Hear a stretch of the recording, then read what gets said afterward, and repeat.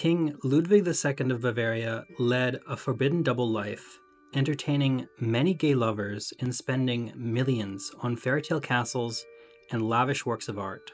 But he was so caught up in his dream world that he failed to see his enemies conspiring behind his back until it was too late.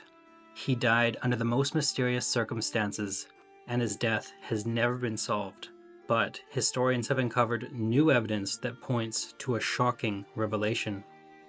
Ludwig Otto Friedrich Wilhelm was born in 1845 into a world of dazzling wealth and luxury as the eldest son of Maximilian II of Bavaria and his wife Marie of Prussia. However, despite his pampering and indulgence, a cloud of expectation hung over his life as he would become the future monarch. The young Ludwig would be rigorously prepared for his future duties. His tutors gave him an intense study and exercise regimen. The making of a prince was no easy task, and as Ludwig grew into a man, it became increasingly clear that he was a little bit odd. Simply put, Ludwig wasn't cut out to be a king. At his core, he was a lover of the arts and architecture, and would pass many joyous days at a fantasy-like castle that his father had built, called Schloss Hohenschwangau. Ludwig was an avid daydreamer and lived a rather insular life, but his eccentricities weren't the only thing that made Ludwig different. In 1863, Ludwig was assigned an orderly officer named Prince Paul, and the resulting intimacy they would have together changed his life forever. That autumn, the two adolescents spent 3 unforgettable weeks in each other's company, spending time riding together, reciting poetry, and bonding over their mutual love of Richard Wagner. It was the beginning of Ludwig's most impassioned relationship. However, only a year after meeting Paul, Ludwig's father, the king, passed away. All of a sudden, Ludwig was thrust into his new role when he ascended to the throne. Sadly, as he was still quite young, he was very much not ready. Not long after becoming king, one of his first actions from his position of power was summoning the composer that he was completely infatuated with, Vagner. He also flexed his newfound power by building a new court theater. It was an exciting and daunting new chapter for Ludwig, but throughout Munich, sordid rumors began to circulate. Some suspected that Ludwig's obsession with Wagner went beyond his adoration for the composer's work, and that he even harbored deep romantic feelings for him. This attraction was likely never acted upon, as Wagner himself had his own affair with a woman named Cosima. This, however, did not stop Ludwig from writing many letters to Wagner that were not subtle in their romantic overtones. Oddly enough, although Wagner himself was straight, his responses were surprising. Instead of rebuking the king's advances, he encouraged it. With a royal's purse in his back pocket, Wagner knew exactly what he was doing and led Ludwig on. But this behavior could not continue forever. In 1865, due to the composer's scandalous behavior, Ludwig had no choice but to send Richard Wagner away. Apparently, the letters were only fueling his infatuation, causing him much distress. In order to be with Wagner, Ludwig even considered abdicating the throne. Luckily, the composer was able to talk him out of it. After all, his art did rely on the king's generosity and patronage. As is evident, Ludwig was gay. When he became king, his closest comrade, Prince Paul, became his loyal aide-de-camp. However, Paul was more than just a good friend. During this chapter of his life, Ludwig kept a diary in which he expressed his true feelings for other men. Since childhood, his friendship with Paul had grown into a deep love, and their correspondence was full of mutual adoration. Throughout his life, Ludwig had a difficult time reconciling his romantic desires and his Catholic faith. Out of shame and necessity, the king suppressed his true feelings as best he could. As a king, he had a responsibility to eventually marry and produce an heir. Sadly, his longtime affair with his childhood friend came to an end in 1866 after Paul himself found a wife of his own. Although he was now a king, Ludwig was not the imposing force his father might have wished him to be. He despised large functions and tried to avoid social events at all costs. He was even quite shy and creative and preferred to spend his time alone. This behavior sparked tension among his government ministers, suspicious of their king avoiding his kingly duties. Although Ludwig's personality sparked tension among his peers, he did manage to win the hearts of his people. Ludwig had the face of a prince. He was young and handsome, with his pictures boasting a brooding gaze, an immaculate hairstyle, and a strong presence. Another reason for his popularity was his willingness to interact face-to-face with his citizens. The introverted king loved to travel and would spend time exploring parts of his own country. He'd even stop to have conversations with farmers and laborers, bestowing generous gifts upon many who displayed hospitality towards him. Even today, he is called the Unser König, meaning our cherished king. Because of these delightful interactions, he was exactly the royal the people wanted. His genuine kindness and lack of pretension endeared him to the common folk, who saw him as a monarch who cared for their lives, unlike the distant elites in Munich. As his reign continued, the need to produce an heir became more apparent day by day. Although he was secretly gay, he had no choice but to get married, and this particular hurdle became all the more pressing in 1867. He eventually became engaged to his cousin, the Duchess Sophie in Bavaria. Just like Ludwig's prior lover, the one thing that he and Sophie had in common was their mutual love of Vagner. However, this would not be enough of a foundation to sustain a marriage.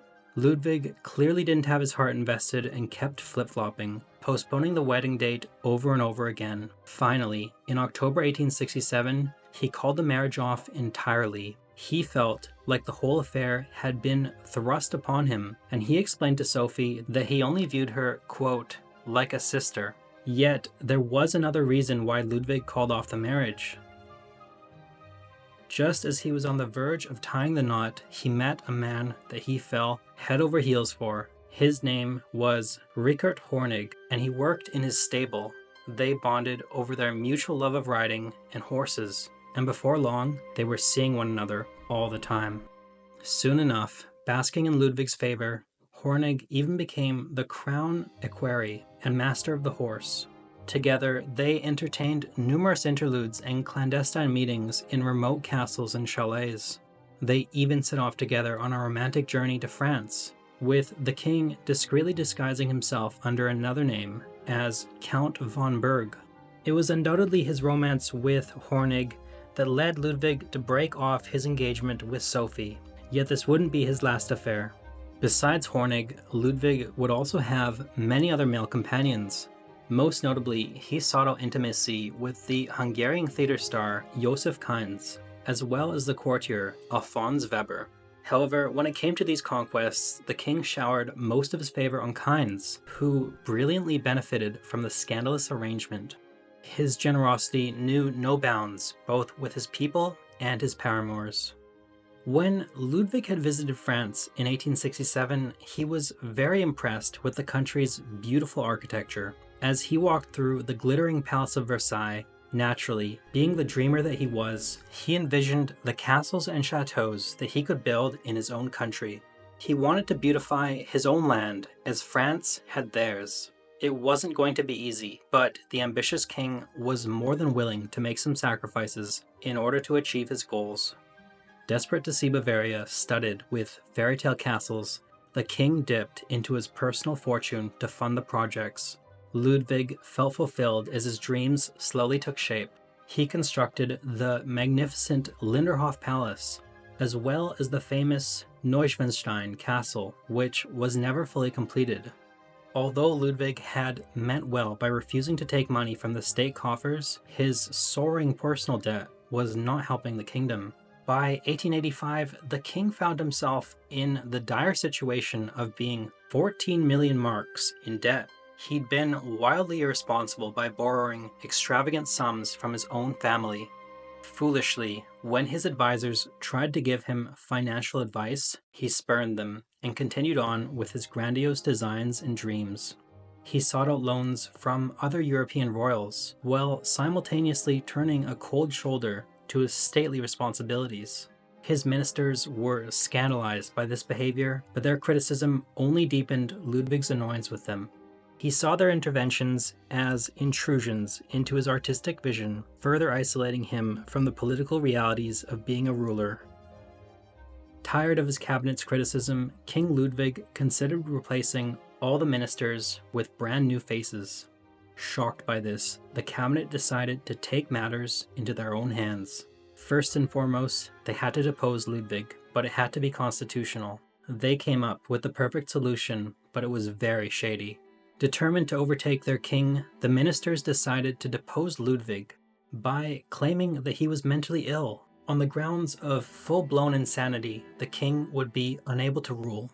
But they couldn't act right away. The ministers still needed proof, and they had a very underhanded plan to get their hands on some evidence. The ministers set their nefarious plan in motion. From January to March 1886, Maximilian Count von Hohenstein began putting together a report that detailed Ludwig's insanity. He focused on the most vulnerable people in the king's circle, his servants. Using his intimidating rank, Hohenstein bribed the servants to reveal Ludwig's darkest secrets. In speaking with Hohenstein, the servants confessed to witnessing Ludwig's bizarre quirks and odd behaviors, his severe shyness, his opulent indulgences, and his apathy towards matters of state. They also talked about his baffling desire to eat outside in frigid temperatures and wear warm clothes in the summer, something only a madman would do. The servants even claimed that their king was aggressive and threatened their well-being.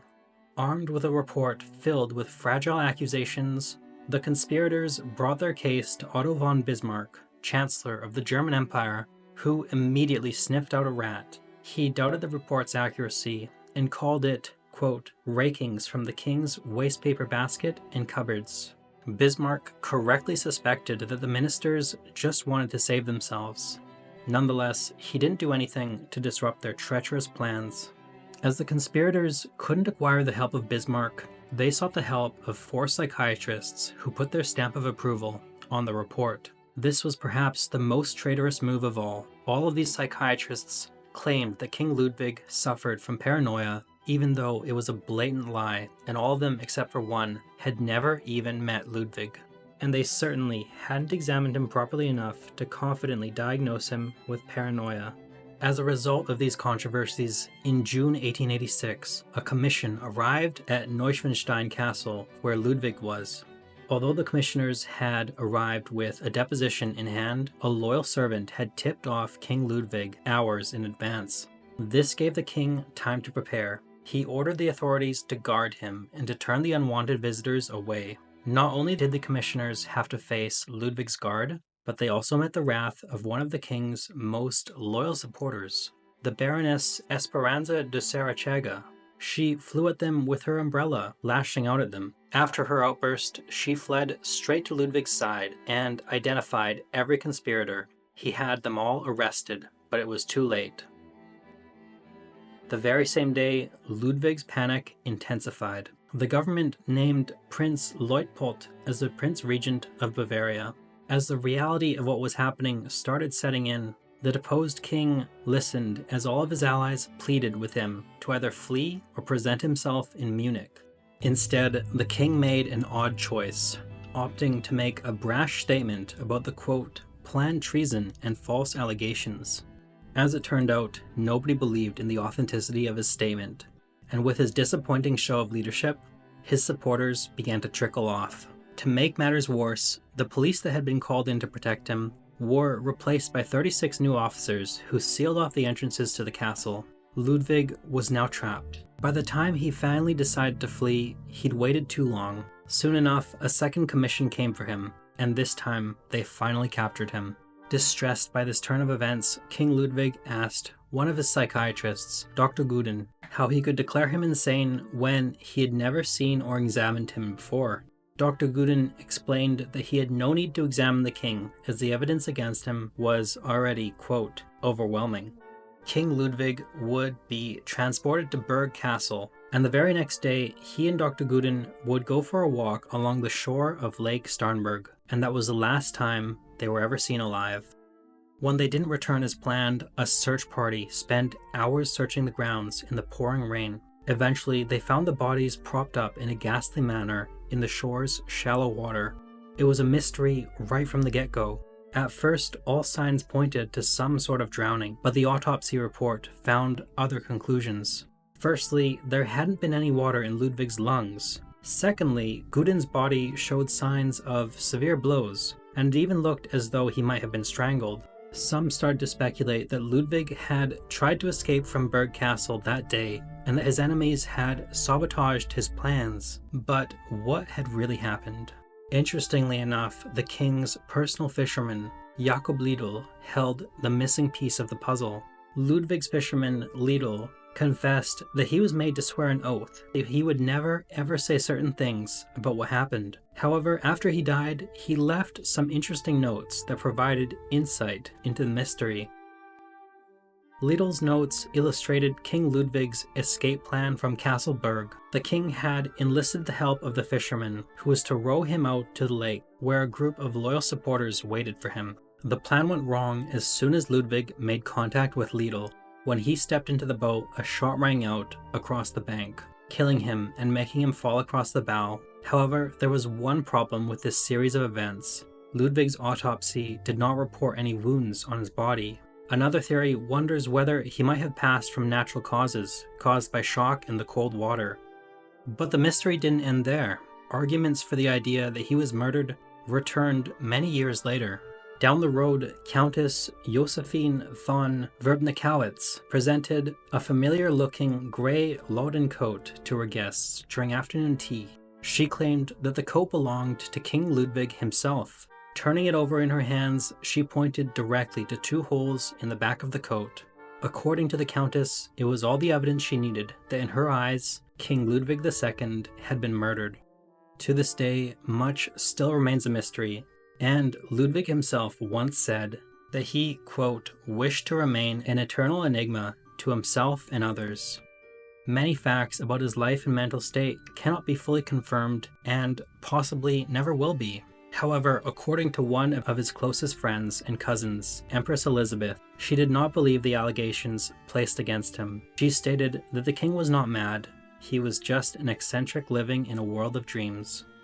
Thanks for watching History Expose. If you love uncovering the best stories in history, hit like and subscribe to keep exploring with us. Don't forget to visit our main page, Factinate, for more incredible facts about everything.